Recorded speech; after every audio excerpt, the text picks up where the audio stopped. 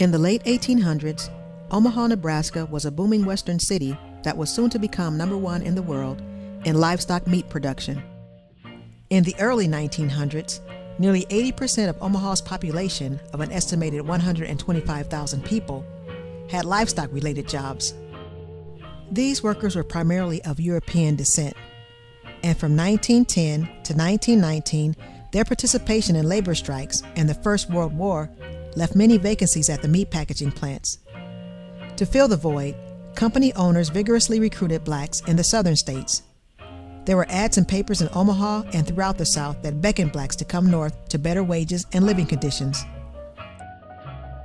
The wages that blacks were paid at the Omaha plants were lower than white workers, but it was significantly more money than they could earn in the South. Hundreds of blacks began to replace white plant workers, and by 1915, a burgeoning black community was established near the meat packaging plants in South Omaha and the near north side of the city.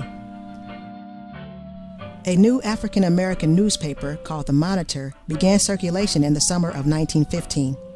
The Monitor was published weekly with news stories, columns, and advertising that was vital to establishing a strong sense of community among blacks in Omaha. By 1920, over 10,000 African Americans were living in Omaha.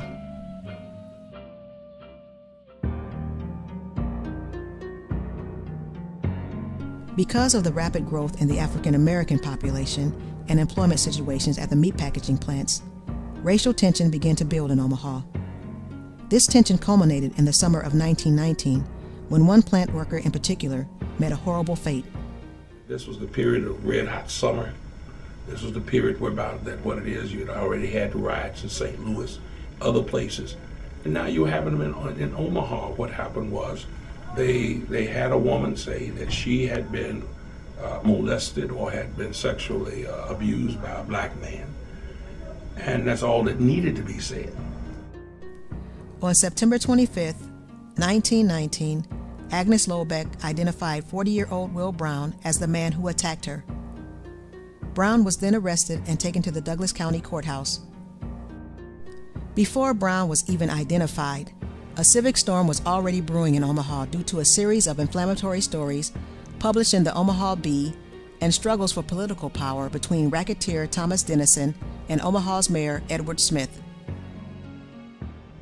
What's interesting is that the mayor attempted to keep them from taking Will Brown out of jail, and he suffered from an inch of his life being taken from him.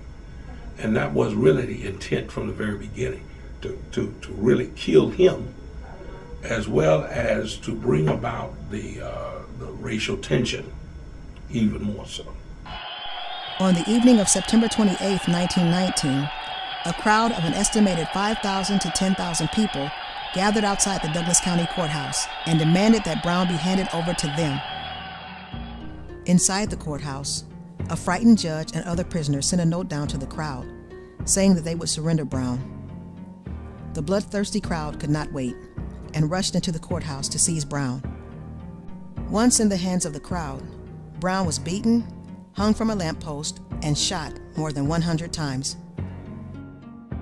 Actor Henry Fonda, at the time just 14 years old, witnessed the horrendous event from a second-story window at his father's printing company across the street from the courthouse. The ghastly melee ended with the burning of Will Brown's body. An Omaha World Herald photographer captured one of the most infamous photographs in American history. After the riot, federal troops were called in, and for 2 days, Omaha was under martial law. Even though over 100 people were arrested in connection with the riot and the murder of Will Brown, no one was charged. For Omaha's black community, an editorial picture published in the Monitor spoke volumes. Will Brown was buried in 1919 in an unmarked grave in Powder's Field at Forest Lawn Cemetery in Omaha. 90 years later, in July of 2009, a man from Riverside, California, Chris Hebert, who has no ties to the city of Omaha and has never visited before, was moved to pay $450 of his own money for a marker for Will Brown's grave. Hebert said that he watched a special on actor Henry Fonda, which mentioned the riot and how it affected his life and his acting career.